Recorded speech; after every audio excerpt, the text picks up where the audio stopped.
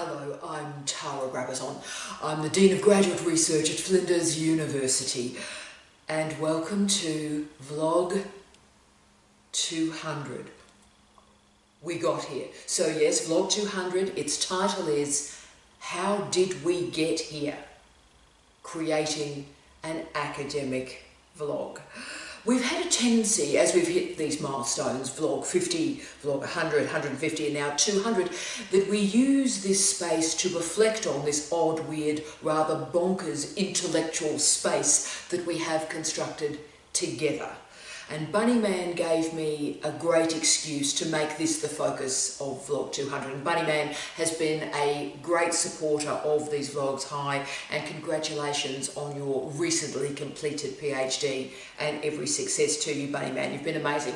But Bunnyman's request was a great one. Quote, Tara, this may seem somewhat self-explanatory, but could you tell us about how you research the material for these vlogs?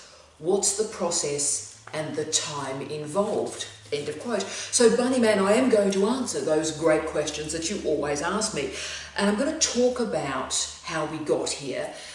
But we've also got a meta point here, I think, by Vlog 200. This is a learning-led, teaching-led research space. And so what I want to do is talk about for you how you create an academic vlog. Whether you end up in a job such as this, or you need a new and innovative mode of research dissemination.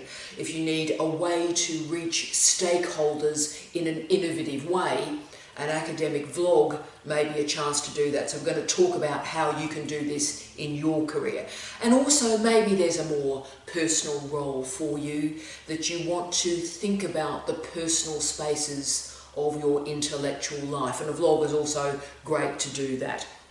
So today, yes, I will talk about how this vlog was created, how it's produced each week, what went right, what went wrong, the challenges, the problems, the stuff that is really, really odd when you do something once a week, every week that becomes part of your life. And also, I'm hoping that you can learn from me, so you get a chance to do it a lot better than I've done it. So why a weekly vlog? Well, let me tell you. I've been in management and leadership jobs in higher education for over a decade, in fact well over a decade before I entered this job at Flinders University. I was the head of media research at the University of Brighton in the United Kingdom, and that research project existed over multiple locations in Brighton, in Eastbourne and yes, the wonderful Hastings. And then I was head of school, managing over 12 degree programs with a rather complicated, volatile staff group and management culture at the University of Bolton, and it was important to build a community up. And then I was the head of school of teacher education that existed with staff and students over 3 locations in 2 countries. So I got into the habit when I started at the University of Brighton to send weekly emails to our staff and our PhD students on Friday mornings. Now, when I arrived at the University of Brighton, none of the staff were research active. So I was starting from a pretty low base. So it was important every week to start to reconnect the staff with an academic culture, with a research culture. And so I would send journals, send all the sort of innovative work that was emerging on a weekly basis in quite a fascinating scholarly field and discipline. And I also had a time imperative in that job, because a decision was made that media was going to be entered in the research assessment exercise, the RAE, at the University of Brighton. So I had to move staff from zero to hero, from research inactivity to entry into a research assessment exercise in less than 14 months. Okay, so therefore my weekly emails focused on, you've guessed it, here's a journal that requires an article now. Let's work on that quite quickly as a team and get these articles out. And the weird thing is, innovative research was really created with this propulsive need. And what I did was I recorded podcasts with staff to scaffold them into research activity, to get them to talk the argument of articles so it would help them write it quickly, and also there was method to my madness. I was trying to show a research environment, a research culture, so I could write about that in the RAE entry. Now, podcasts are what I do. I've recorded academic podcasts since 2006 and analogue sonic materials for teaching and learning since the late 1990s. So I work in sonic media, I research sonic media, I do sonic media sound is my life. It is my lifeblood. It's brilliant. So I'm used to it. That's what I do. So from this experience in creating a research culture at incredible speed, it showed to me the value of that weekly communication, that weekly email carrying research, but also conveying podcasts about research culture. So that was great. That worked well. Great result in the RAE. Thanks. Brilliant. Then I arrived at the University of Bolton, and there were very different problems there. It was and is a very volatile university. Waves of restructures were taking place. On most days, a staff member was restructured out of their job. It was a pretty volatile place. And as I arrived, a whole series of new degrees, 12 of them, were being taught for the first time, and I was the head of that department. Now, the staff members, quite rightly, were angry, they were frustrated, they were frightened, and they were protecting their turf, and that's quite right. And once more, research was seriously undercooked at the University of Bolton. In fact, I had an additional problem that I'd never seen before.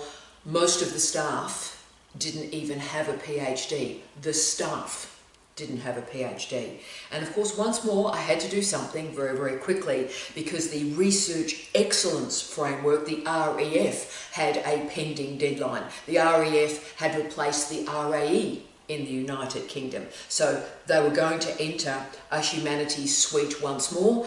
And so, yes, once more, I had to move staff from zero to hero, complete research inactivity, to an REF entry with new algorithms of assessment, new metrics of assessment, including impact and engagement. So once more, I commenced the weekly emails, sharing staff research, sharing staff opportunities, also conducting podcasts with the staff, showing the engagement and the impact of their research in the community, and fascinating research emerged from this remarkable staff group. A lot of my heart still lives in Bolton in the northwest of England. Remarkable staff, and the staff lifted incredibly quickly and produced remarkable research. And the REF result for Bolton was higher, because we focused it so clearly, was higher than all these other well-funded universities in the northwest of England. So it was a remarkable experience. Okay, so then I returned to Australia,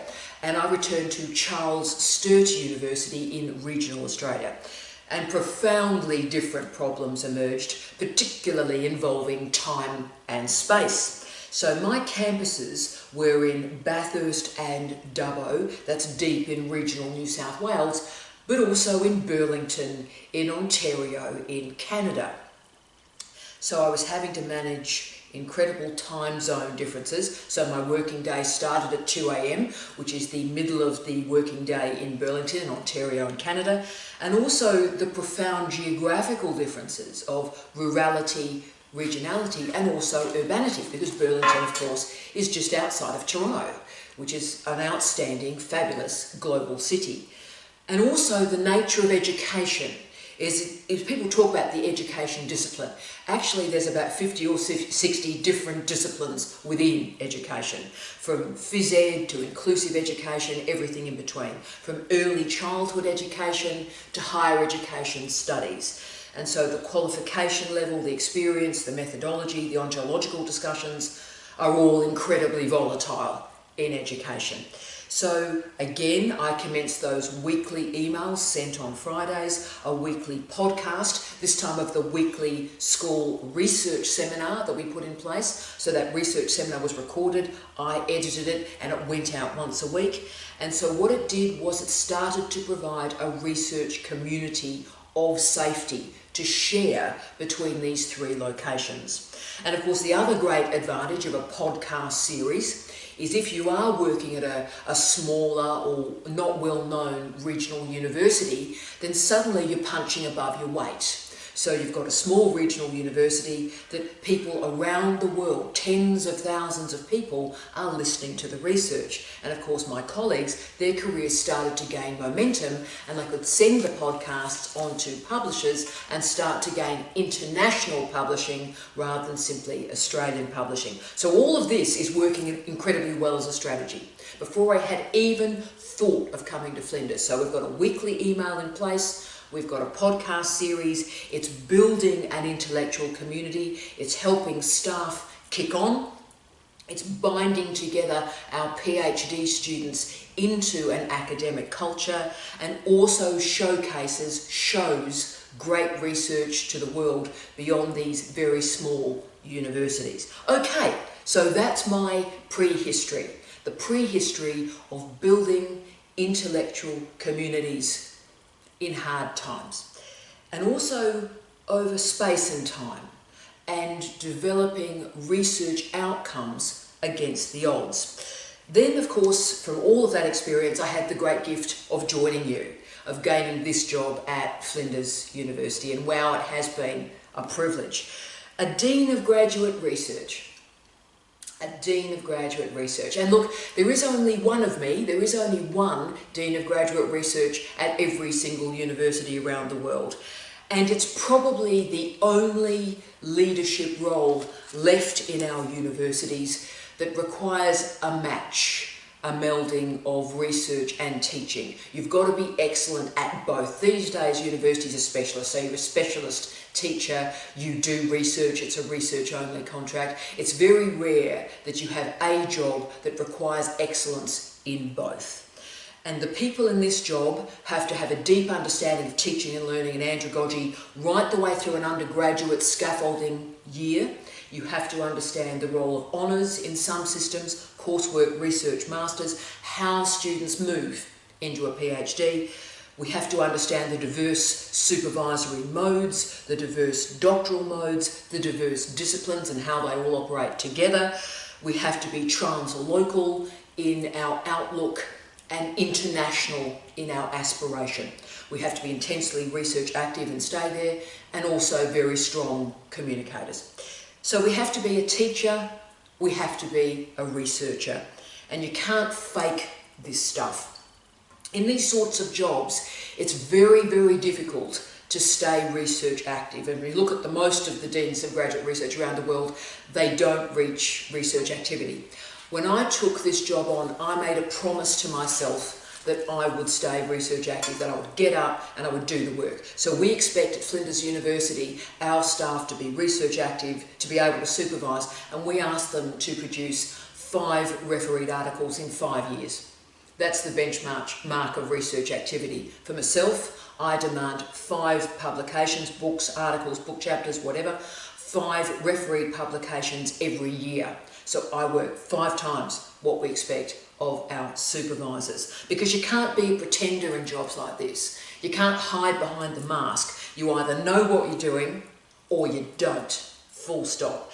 And so what a challenge, what a gift this job has been. And I've always described it as the goalkeeper of the university. Like with a football team, soccer team, there is only one of us. And look, goalkeepers are a bit mad. We run our own sort of rules, and we're our own little community really, because we're different from everybody else, every other leadership role in a university. And look, if the team, the university, is playing well, the Dean of Graduate Research is and should be invisible. It's only when stuff goes wrong, when the rubber meets the road, then suddenly we're visible quickly at a moment of crisis. But as I was preparing for this job, thinking, right, well, I've got all this experience, coming to this new job, how exciting. I'm going, right, well, I'll send the weekly email. I think that's a great idea. I'll highlight the interesting new research to our PhD students, fantastic. And I'll produce podcasts with the students, so the students get a chance to talk about their research and disseminate it in new ways. Fantastic. Great. Then as I was doing the research in a couple of the months before I came to Flinders University and arrived in Adelaide, I realised something.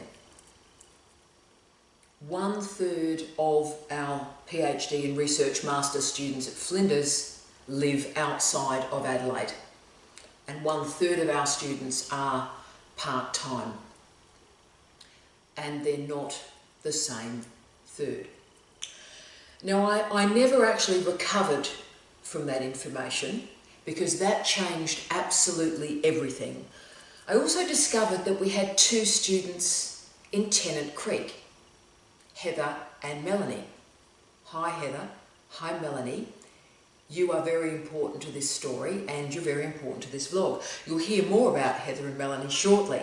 So therefore, good media professor that I have been, I started to explore the research, and there's not much, but the research available on the digital doctorate, a phrase I coined, but looked at, well, how does digitisation impact on students off campus and all those sorts of issues? How can you be a Dean of Graduate Research where the then faculties separated all their students out into silos? How do you manage this? How can you be a Dean of Graduate Research when your students span the age gaps of 23 to 89? Wow. How do we keep the connection with the part-timers? As we know by the international research, the part-timers are the most likely students to leave to a trick the program. The longer you go, the less likely you are to finish, and the part-timers have a very poor pass rate. Right. How do I care for the hundreds of students enrolled at Flinders University who are in regional, rural and remote locations? They're doing their theses from around the world. What am I going to do? How could I make this astonishingly diverse group of students feel special, feel cared for, and have a connection with the Office of Graduate Research and a connection with their Dean? It was then I realised, team, with some horror, that I was going to have to switch my media platform and my interface. I could still use sound, sonic media podcasts, but it would be a secondary set of media platforms and interfaces for this job. I would send a weekly email, but the content would be very different. And I needed to be visible. So it was after discussing all this sociology with my beloved late husband, Professor Steve Redhead, I realised that, wow, okay, breathing, video is the answer. Video is important. It is an important platform because the Dean or any person in a role can be seen, and it creates a quick change, a rapid change. And the thing about visual media are that they are multi-sensory. I am looking at you, and there is an intimacy that is created from the exchange of our gazes. You know who I am, you know what I look like, even if we never meet, you know that. And okay, so with some horror, I realised, right, well, video is going to be a solution here to a series of the very unusual groupings and cohort management that we've got at Flinders. So it renders visible part-time students, regional, rural, remote students, older students, post-disciplinary, transdisciplinary students, and those who are perhaps not that wedded to their siloed discipline, the students that want to move. Okay, so right, we've realised a video is going to be produced. And this is where we start the meta lessons for you. Okay, video. You're thinking video a solution. How do you do this? So what we're learning so far is video, visual media more generally, are hot media, and they're multi-sensory. They are immediate and they create that quick and immediate sense of change. So this culture is changing. Here is a video. And they build community and they build connections. But also visual media are located on a continuum, moving from the most basic of digital storytelling with photographs right the way through to a Hollywood mega buster. Yep. So these videos couldn't be that Hollywood fantastic film because these videos had to be produced around my day job. My job was not producing these videos. My job had nothing to do with producing these videos. So they had to be efficiently produced. I couldn't lose a day. I couldn't even lose a morning in producing them. So therefore, make the selection for the appropriate interface or medium that suits what you're trying to do, suits your research, suits your teaching outcomes, and suits your institutional goals. What are you trying to achieve? Start with that question, then your medium will be revealed. Then decide on the genre or the mode of communication within that interface. And that's how I ended up selecting a vlog. Now team, I'm the exact opposite of an academic triple threat. I'm a woman working in the humanities and the social sciences, and I'm a woman working in the humanities and the social sciences who happens to be an Australian. I have nothing going for me, joking, have nothing going for me. So therefore, when somebody from my sort of background occupies space and claims my voice as an Australian, then that's a challenging space, team, because contemporary Australia is highly anti-intellectual, has pretty high levels of sexism, and the humanities and the social sciences are completely marginalised in this country. No one cares. So from all of that background, to bring and centralise these discussions and concerns, wow, that's pretty challenging. So as you can see, this visuality has a purpose. I also wanted it to have an informality. This is not a lecture. I wanted to almost capture a day in the life of an academic. So it had that diary quality as well. I also wanted to be able to film these sessions wherever I was in the world. So as this job moved me, you know, interstate, round Australia, Alice Springs, moved me internationally, Macau, where else was I? I did a gig in Ontario. So as I moved around the world, the camera would come with me and I would record the vlogs wherever I happened to be. So therefore I had to set up the camera quickly and find strategies to make the tech work and be mobile wherever I may be. So therefore, when you're thinking about video as an option, work out your audience, who you're trying to reach, and work out your goals going into it. Work out your time restrictions, how much time can you give to this thing, and give it meaning, give it motivation. Always hold on to what is the big picture. Why are you doing this? So I decided on a vlog.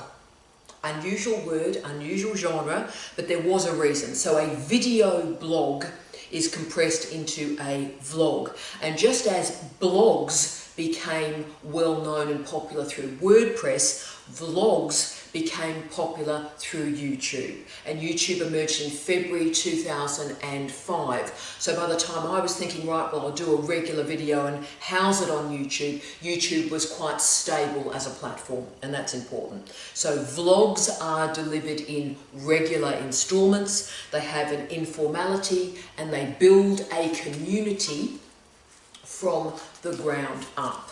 They can be disseminated and triangulated through a range of social media, including LinkedIn, Twitter and Facebook, which I also do. And of course, people can subscribe to the channel. They're also free and open access. So if that's your politics and you're interested in research dissemination in a way that is open access, this is a way to do it. Vlogs are particularly gaining some increased attention in education and health dissemination, sharing the stories around departments, around disciplines, and also communities managing chronic illnesses are using vlogs and YouTube in a really inspirational and powerful way. But what these health and education vlogs share is that creation of an online community that emerges very slowly through time. You see, vlogs are never about big groups, they're never about big communities or big audiences, but they work very well with small and bespoke communities like PhD students, and they find deterritorialized spaces where people find a vlog, insert it into their lives, gain some insight, and move back to their daily life. So obviously I could have chosen something more formal, we could have done sort of a lecture type thing, but I decided, you know what, let's go with a vlog, and there are reasons for that, and it has relationships with podcasts, because they could be variable lengths, so they vary enormously in space. I think about 17 minutes to about 47 minutes, depending on the content That determines the length, so multiple lengths, variable topics, and also a relatively informal delivery. Because I wanted you, our students, our regional, rural, remote students, our international students, our students on our campus in Adelaide, I wanted you to see your dean. Here's your dean, I'm here for you. I wanted you to see and meet our staff in the Office of Graduate Research. I wanted you to feel connected to the campus, to the project of doing a PhD. So, consistency of delivery was a key. So we've done one every single week since I've started. We've never missed a week. And also I kept on thinking about Heather and Melanie in Tennant Creek. They were everything that this vlog is really about, because I wanted them to feel connected to their university. I wanted to get to know them, and I know them both very well. They needed to get to know me, and you know what? Once a week, on Friday morning, they needed to get that email from me and see a video, have an infusion of intellectual ideas in Tennant Creek once a week. So whatever else had happened during the week at work, you get an email from me. I care about you, I'm looking at you, I'm supporting you, I care about you, let's do this. Here's a few ideas for you to think about. May not be relevant, that's cool, but if they are, winning. And I also wanted to go a step further, and I did this right from the start. I announced this in vlog 1 that was recorded in our lounge room in Bathurst in New South Wales before I even arrived in Adelaide. And the big idea I wanted to trial, and I really didn't know if it would work, is I wanted our students, our community, to form the content. People talk about student-focused or student-centered learning. I wanted the students to suggest the vlog titles. I also wanted to interview and talk with students, so students would be seen, would be visible, and also talk with some of the great scholars, the greatest scholars in the world. As I moved around the world, I'd set up a camera, and here's an interesting person for you to meet. So this part of the vlog has gone incredibly well, and I've met the most astounding students, and at least 95% of the vlog topics have been suggested by you. And this model has really allowed to fly my theoretical perspective, what I call the 3Ds: digitisation, deterritorialisation, and disintermediation. So I have a theory of media, of, inverted commas, new media, which is now 20 years old, new ways of thinking about media, the 3D modelling, and I've applied that through these vlogs. Now, the meaning of digitisation is clear enough, but disintermediation is cutting out the middleman between the producer of content and the consumer of content, right? So as you can see, not a single university marketing department is involved here. There are no professional colleagues involved in this vlog. It's just me, a camera, and you. So no, I don't have to rely on any other staff member to do any work on these vlogs at all. It's just me and you, team. Disintermediation. But the vlogs are also deterritorialised. They move through space and time with ease. Whether we've got our students in Tennant Creek, whether we've got our students in Dublin, hi team, London, Ontario, London, England, Alice Springs, Adelaide, Auckland. All of us are part of this deterritorialised community.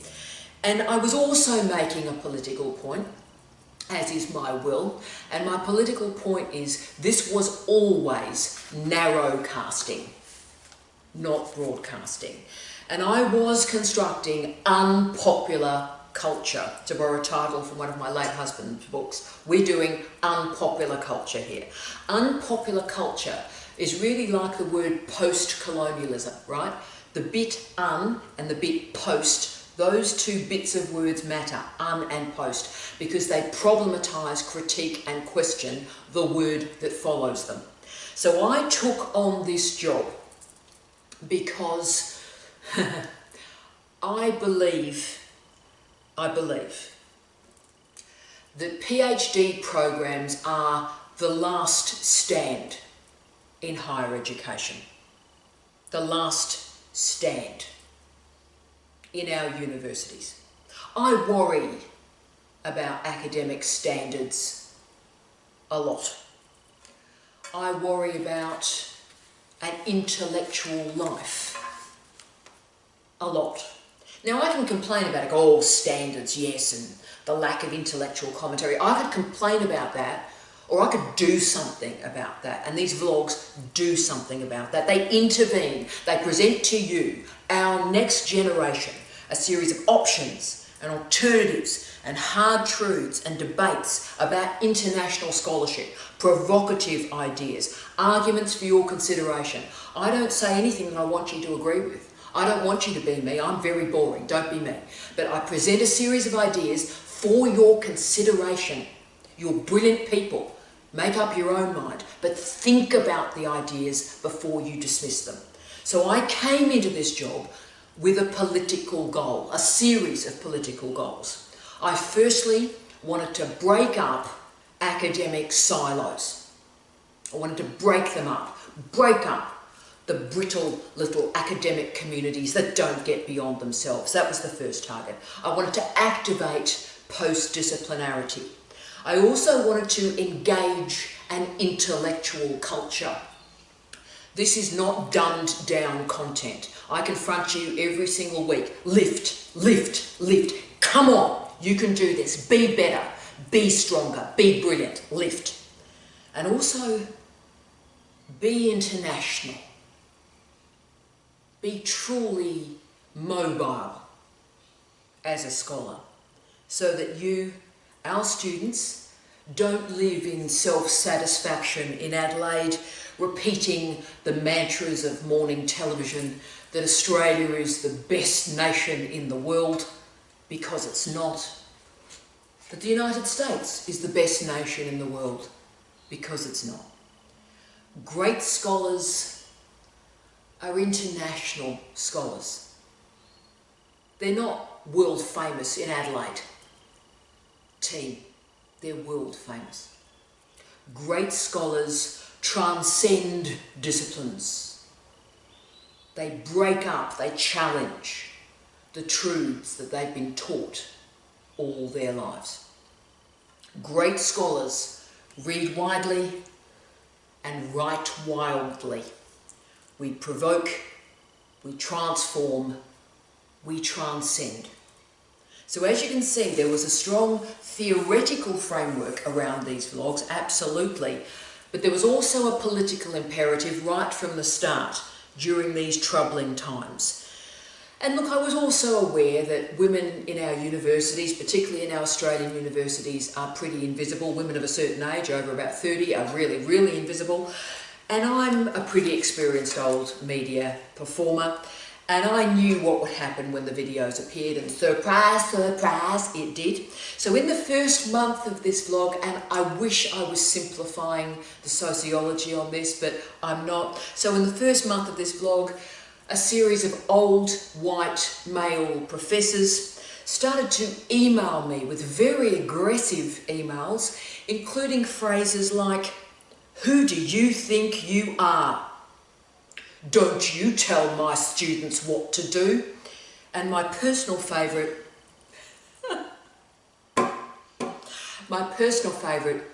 "You need to stop with this ghetto talk." Bless. Now, as I always do, and I receive, one crazy email a day. I get at least one nasty email a day. And as I have always done in my career, I get this stuff and I always make a point of replying responsively and respectfully and with kindness. So I get this stuff, they never get it back, ever, ever, ever, ever, ever, right? And what I would do when someone said, who the hell do you think you are? What I would do is I would say, well, this is who I am and here's my CV. And interestingly enough, every single time I sent my CV to one of these older gentlemen, I never heard from them again. But obviously in the case of the gentleman with the ghetto talk, I obviously engaged with him because I was worried that, was he configuring what I was saying as hate speech? Remember, I'd only been back in Australia for a few years and I thought, all right, what's going on here? And I said, look, help me. So I'm so sorry if I've offended you. Could you explain what is worrying you? And I'll try and correct it. And it became very clear as this conversation continued with this gentleman that he thought I was incredibly low class. Actually, low class. And so he was confusing class-based abuse with race-based abuse, as you do. So because of that confusion, he was putting me in the ghetto with Tupac. And of course, considering what happened to Tupac, it's pretty lonely in that ghetto at the moment. So obviously, you know, you get all the stuff. You get the abuse of my appearance, people don't like my makeup, people don't like my hair, people don't like my clothes, people don't like the weird stuff. That's fine, cool.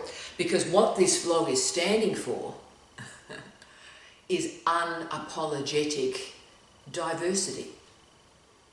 You don't see a lot of old goths in the culture. Deal with it. But also, this was never about popular culture. This was never about broadcasting. This is decontextualised, deterritorialised, narrow-casted, unpopular culture, targeting at a very specific group of scholars. That is you. And yes, you are confronted by a diversity of people, body shapes, accents, ages, ability, disability. And that's brilliant, because that's the foundation of an intellectual life. It's also the foundation of good citizenship. And look, there were calls from students early on to simplify the material, to shorten the material, to have PowerPoint slides. And remember, the point of it, why I was doing this from the start, was I was not dumbing this stuff down, so I would not simplify the material. I didn't want it to become easier. I wanted it to stay at standard. And I made a decision right at the start to do what vlogs do best. Embrace the diversity, welcome the difficulty, and never be wedded to the size of an audience. And as I've always said and believe to this day, if the one person that requested that vlog enjoyed it, learnt something, thought a bit differently, then I've been successful. If one person who felt disconnected from their discipline or their university or their environment reconnected through this vlog, then wow, that's incredibly successful, and I'm humbled by that. So the lessons that I want you to learn when you enact a project such as this is know what you're doing and why you are doing it. Have clear goals and aims going in before you record 1 minute of video. Put in place a clear theoretical frame about the theories you are deploying through this learning-led experience. You must be personally robust. If you're not personally robust, team, don't go anywhere near this. And work out what success looks like for you and the project. And don't be dragged into other people's insecurities, bluster, sexism, racism, ableism, ageism. Don't be dragged into that stuff. Centered, know what you're doing, enjoy it, learn something. Be courageous and claim new space. So to do this, you're going to need some tech. You're going to need some technology. Now, the technology that we use in vlogs is different from what you would use in other more conventional visual media, because I need to be efficient, so do you. And we need a system that is really, really quick. So wherever I was in the world, I could set this camera up in 2 minutes, give it a 30-second test, and then go for it. That was the gig. So the vlog started with what I still see as the best video camera for vlogs ever created. That is the flip camera. So the first 70 or so vlogs were done on the flip camera. Brilliant thing. All right. Fantastic, that's the flip. Now, Cisco bought the flip camera from a startup in San Francisco, and they bought it to kill it. Oh joy. And software is resident on this camera, so when Cisco killed the flip, I lost my software and my hardware in one hit. Oh joy. So then I moved to the Zoom camera. Now, I've used the Zoom microphones for well over a decade. The BBC uses them, I use them for all my podcasts. So Zoom is fantastic. So I thought, all right, well, they've got a camera, so I'll move to this. Now, it hasn't been great. The fisheye lens is a bit well dodgy. The sound is obviously excellent. And I moved to Movie Maker as the software, and that's been pretty good. But the Zoom has had problems with regard to focus. In the last couple of years, I've moved between 3 different zoom cameras. So the focus just stopped working with the fisheye lens. So 3 of these cameras had to be bought. And of course, I'm buying it. There's no taxpayers' money. There's no Flinders University money that's created these vlogs. This is my money, right?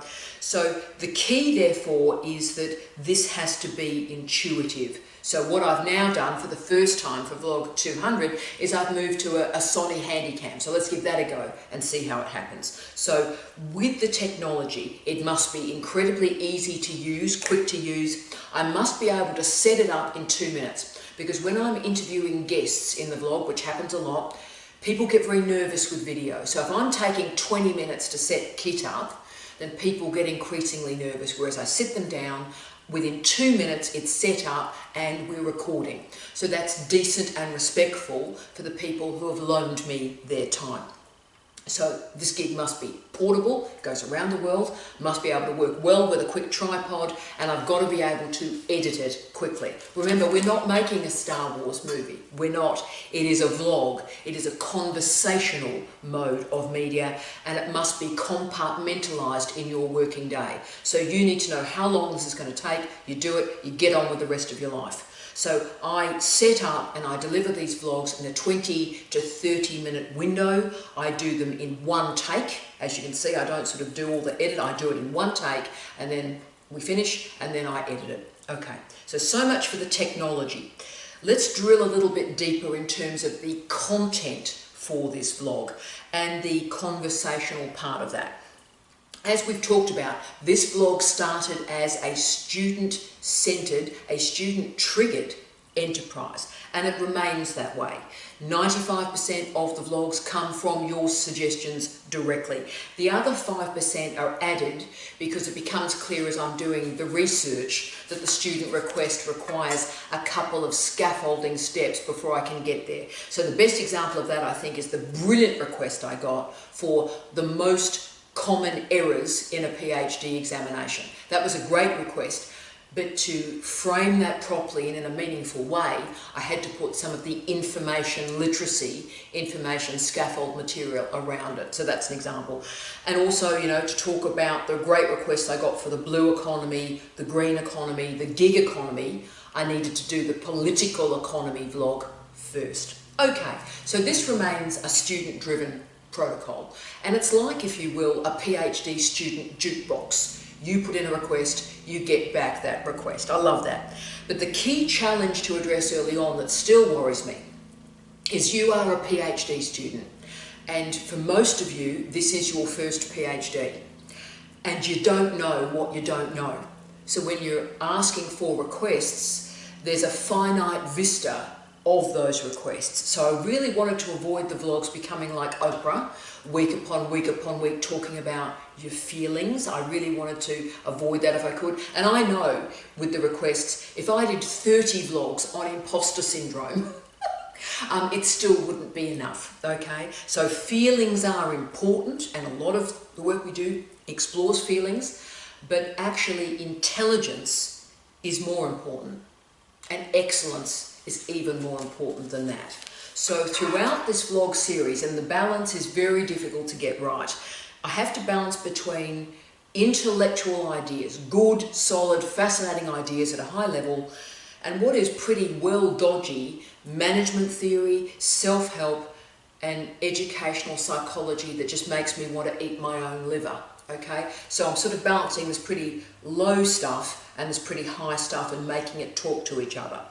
And I always wanted to use this series as an inspiration to introduce you all to some of the best scholars in the world, also some of the most controversial scholars. So for example, we did a whole standalone vlog on Guy Standing's The Precariat.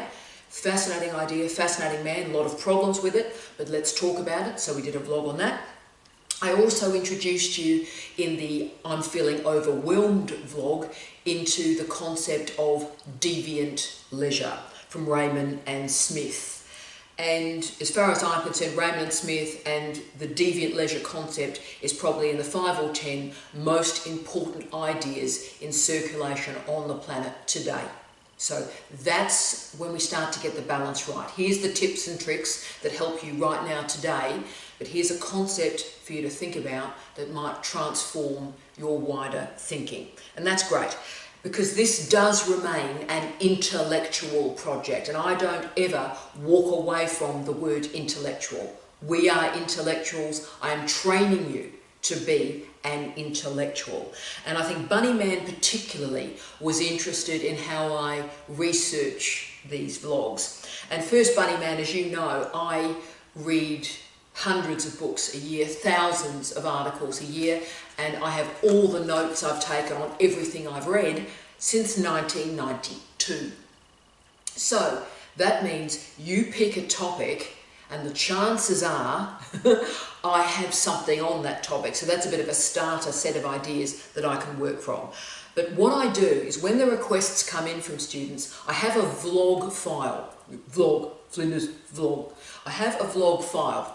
And whenever students suggest something, I add a line. So Marianne has suggested this, Paul has suggested this, and I often have the email with it. So I've got the context of it and what's particularly interesting. So I save that in the vlog file. And by the way, by vlog 200, I'm now at page 1724 of that vlog file. And it's worked out for me in the script of these vlogs, it's hit 333,400 words. So that's about 3.5 PhDs I've written in these 3 and a bit years. And of course, I then, once the topics are there, I work with them. So frequently I have about 10, sometimes 15 vlogs on the go at any one time. And so what often happens is, so there they are, and then something will happen in the office. I'll read something, or a student will offer a great example, and I'll go, oh, that's it. That's fantastic. So something will occur, that goes into that vlog, and that kicks on to completion. So at any one time, there are 10 vlogs that are being worked on, and that might vary from 2 or 3 ideas sitting in a vlog to one that's pretty well 2/3 done. So some sit for a couple of weeks, some sit for 8 months. My longest one has sat there for 8 months, waiting for that big final infusion to make it meaningful. And some also emerge from requests of previous vlogs. So when that happens, I try to have a pretty quick turnaround. Best example of that happened when I did the I'm Overwhelmed vlog, and that had a huge response and a lot of follow-ups. But a great one came from Ashley. Hi, Ashley.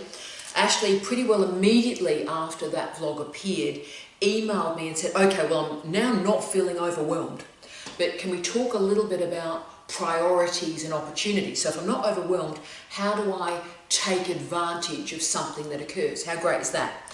So I was able to, because I had good reading on that and good research on that, deliver that within a couple of weeks. And then, of course, we get to the truly wonderful John. Hi, John. John always gives me the most intricate, complex and delicate of topics to explore. And his great work started our social justice series, the quartet, and he wanted me to talk about what it is like to be a gay man in a university. So that was a pleasure to deliver on that. Great research, and I'm very proud of that vlog. And it led to the Social Justice Quartet, which is the most unpopular series I've ever done. So we've had a whole series of popular and unpopular vlogs in this unpopular cultural series. But can I say the Social Justice Quartet really got you going.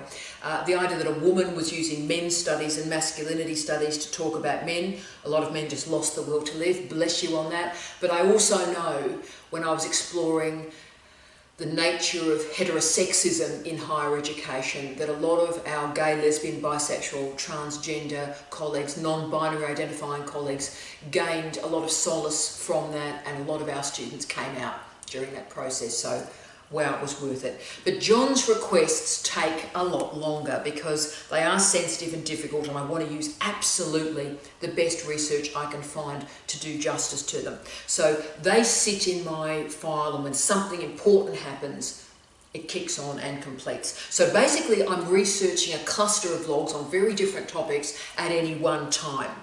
And I try to always use the most current material. So when I do my final search to finish the vlog, I look at what's just emerged in 2020, and that's what I infuse the vlog with from diverse disciplines. So then I write up the polished vlog into a script. So every word I say is on these cards, and that sometimes can take 2 hours. So I've got all the reading, I can write it up into a vlog, bang, 2 hours, great. Some of them take a lot longer. The self-plagiarism vlog, which I'm terribly proud of, one of the weirdest ones, that took 2 weeks to write. That was a biggie, and I'm proud of that. So then after it's written, I put it on these cards, and then I learn the script in the gym each morning. So I'm on a treadmill, and so it takes me, I'm on the treadmill for 10 hours a week, and so I use that 10 hours to learn these vlogs. Okay, so 30 minutes to record them, 30 minutes to edit them, up they go into YouTube, thanks. So you receive your notification. So Bunny Man, I have an assembly line going with these vlogs, and every request I log in a file and I start to work on it. So again, if you have a suggestion, send me an email, send me a comment, and I'll start working on that vlog for you. Okay, so I found this process really evocative and exciting. It's really stretched my brain out brilliantly. And I wouldn't have thought of any of the topics that you've suggested. Absolutely amazing. So I remain incredibly grateful to you and thankful to you that you've entered my life. You've really changed my life, and I'm thankful for that. And yes, there have been challenges, and sort of we're reaching the end of this meta vlog now to talk about the challenges. So when you come to develop something like this in your own life and your own work, you've got some key troubling and challenging decisions to make. Therefore, what you've got to do is you've got to balance the intellectual and the personal. And that, for me, remains the weekly challenge. You want to make sure that you're always thinking internationally, you're thinking big, you're transcending, you're transforming, and you move beyond yourself always into a wider, bigger intellectual culture. Because these big ideas, these powerful, these controversial scholars remain integral to what we do and integral to who we are. What this is about is learning, thinking, provoking, creating. That's what we do. And the informality of the vlogs does pose some challenges, I think, for the content, but also the relationship, thinking about the relationship between the personal and the academic, the personal and the scholarly, the personal and professional. And that relationship you do have to sort out before you commence any series like this. So how much of yourself do you want to share through a medium like this? And look, we live in a time of oversharing. People photograph their meals and put them on Instagram. Okay, why? So we live in that sort of time. And part of this project, though, and I was aware of it right from the start, is me looking at you and reaching through the screen and talking to you. Because when I started this vlog series, the research was starting to emerge about the mental health concerns that are starting to be revealed in PhD communities around the world. And this troubled me a lot, and it framed and changed what we do here. And in this vlog, I just wanted to acknowledge Jessica Small. I want to say her name, Jessica Small, a PhD student in anthropology at the University of Kent. And Jessica killed herself in October last year, October 2019, because of bullying, because of a toxic lab, and because her fellow PhD students mocked her because she didn't go to a private school and she didn't have the right accent.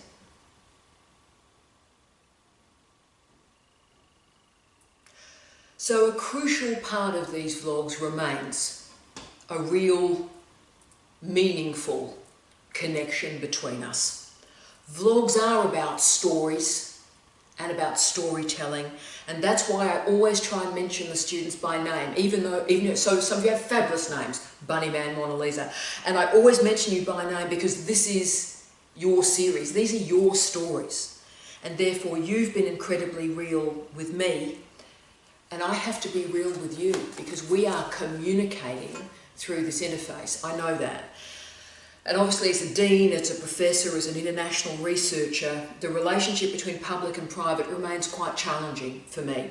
And in this vlog series, you are the stars. This is your channel. It's there for you. The whole reason it exists is for you. And your needs are the #1 priority. They determine everything else that we do.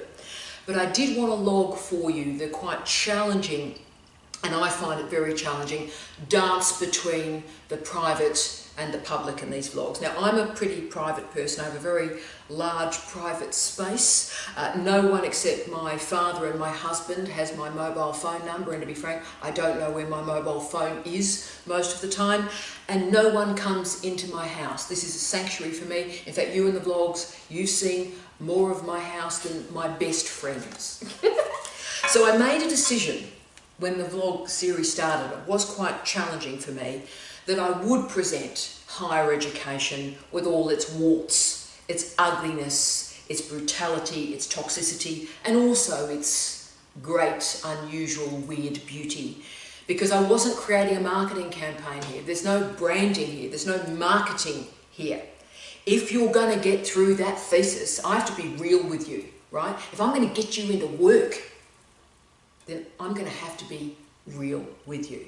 And I'm trying to use everything that I know to make it easier for you. Remember, I research higher education studies. This is not a vibe. I research this. I'm producing 10 or so articles and books this year. About half of them are located in higher education studies. So I research universities as an institution, as a workplace, as a living. Also, I am pretty unusual. I've worked in 9 universities in 4 countries through my career, and I've worked from the poshest universities in the world to the well-dodgiest universities in the world. There's nothing that I haven't seen or haven't had to negotiate. Bullying, really weird sexual stuff, jealousy, revenge, excrement put under an office door of a colleague, fights in the car park. So pick something bonkers in the contemporary university system, and I've seen it and I can tell you how it's going to end. And of course, nearly 4 years in, we know this system has worked because thousands of you have completed your thesis quickly. One idea I've mentioned has just provided that final impetus to get you home. Thousands of you have now enrolled, having watched these with clear expectations and momentum going in. Hi, Maeve. And thousands of you are now in work or preparing yourself for work, knowing how to run an interview and what a university wants. So our relationship has been built on honesty and integrity. And look, I've had to create some new comfort zones for myself in terms of the public and the private divide, and that's the final sort of methodological point I'd like to make through these academic vlogs and the advice I'd offer you. This is research that we are enacting here. I knew that from the start. This is learning-led, teaching-led research. That's what we're doing in these vlogs. And I started this vlog series with some theories, with some goals, but very quickly my audience of 2, Melanie and Heather, became much larger. And it became highly international. And now we are heading to, unbelievably, 1 million views of these vlogs.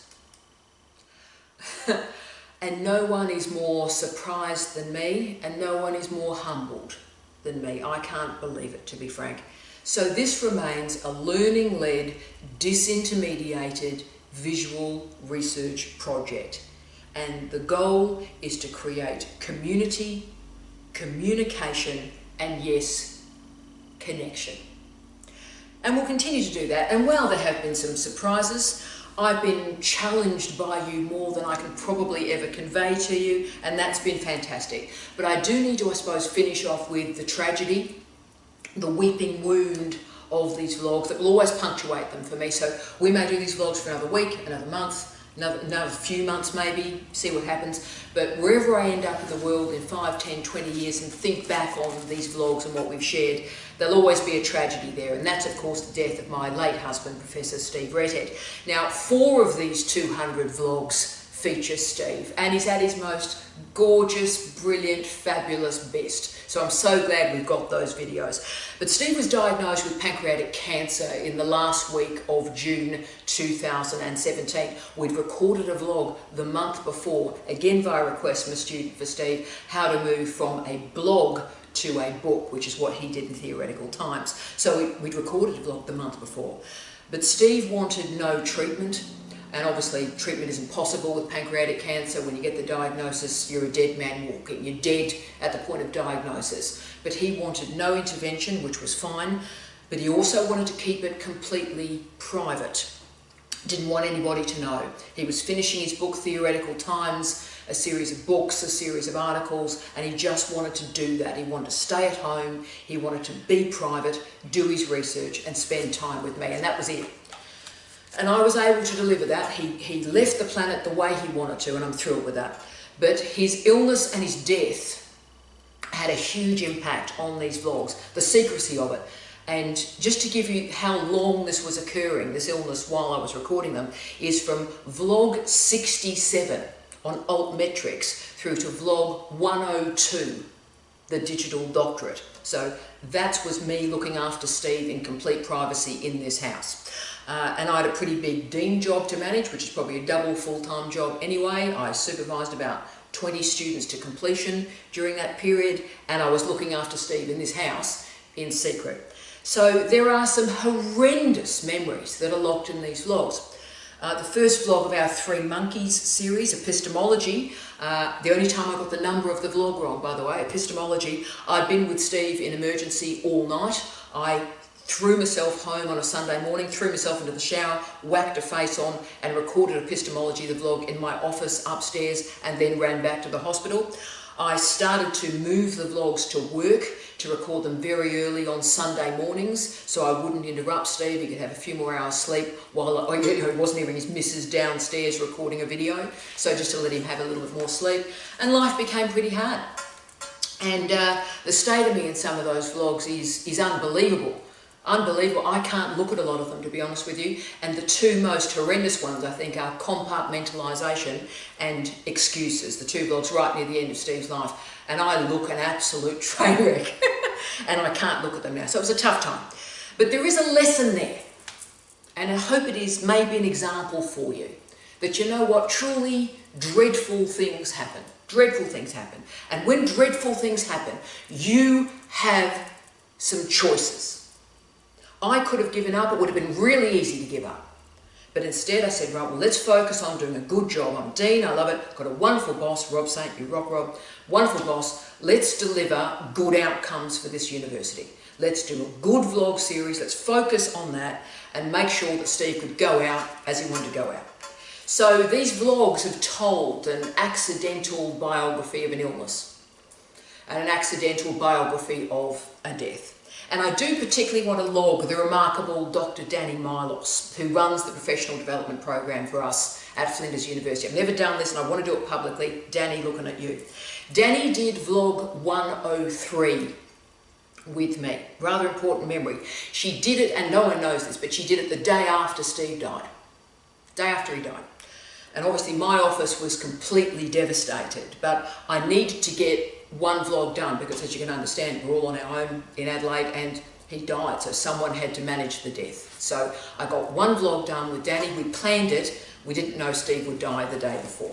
So I'll always have regrets about that because I was fine, but it was very hard on Danny. And you can see the state of the shock on her face.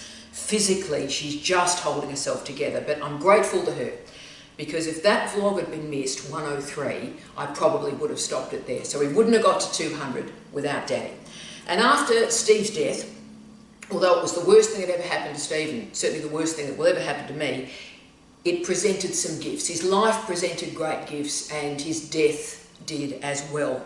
And certainly I think about our resilience series, the series of 3 we did on resilience, where I went hard on what I think is a very poor series of debates at the moment about resilience, and I went hard on it, and much to my pride, those 3 videos are used to teach social work in the United Kingdom and how to handle death, illness, disability and carers. How fantastic is that? That's great. And of course the vlog on death itself. that was released 1 year after Steve's death to the day. Again, not planned, it was a request from you, from Twitter, and I delivered it. Just happened to be on the day of the anniversary of his death. And that one was bizarre because thousands of people contacted me after that one was released. And there have been incredible stories where students have told me that they could never get the words out about what it felt to lose their mum or their dad or their partner, and they simply sent that vlog onto their friends, onto their family, onto their supervisor or advisor, and said, "This is how it feels. Help me finish this thesis." Powerful. Bree, Hayley. So this is meaningful for me, and when Steve and I talked about this vlog series, it never crossed our mind that the last 100 would be recorded without him, and that this would shadow his death and his illness. But that's the nature of vlogs, and that's the nature of social media, and perhaps it's also the nature of being a woman in academic life. The personal is political, but as most of you know, this also has a rather happy ending to it, because we also shared my marriage with the wonderful Professor Jamie Quinton. So now I've got husbands. I have become Liz Taylor. So when I refer to husbands, I have to specify which one. How fantastic. And of course, the nature of these vlogs, you all came on our honeymoon to New Zealand as well. So life is quite remarkable, isn't it? So the personal is political, is intellectual. And I hope that these vlogs have created a thinking space for you. We've done something new here. We've created something new internationally from this little city at the base of Australia. And what we've done is we've created PhD media as a new subset of media studies. PhD media for PhD students. We are diverse in location, in ability and disability and impairment, in age and race and gender and sexuality. But a vlog such as this can capture that diversity. We've interviewed extraordinary students. You have seen real PhD students expressing the grit and the determination and the disappointment and their hopes. We have shared that. We've explored and worked with remarkable and innovative colleagues around the world, entered controversial ideas, the gig economy, the blue economy, the green economy. But in these vlogs, you remain the star. You remain the focus. The profound achievement of these vlogs is we found ways to capture the voice, the views, the hopes, the disappointments of PhD students. Universities often have our PhD students as invisible, as part of a very small component of what a university does. But in these series, in these vlogs, you are the star. You are everything. And so I thank you for your contribution to Flinders University, and I know how spectacular your contribution will be to the world. Bunny Man, you rock. I wish you all for vlog 200 love, light and peace. Tea out.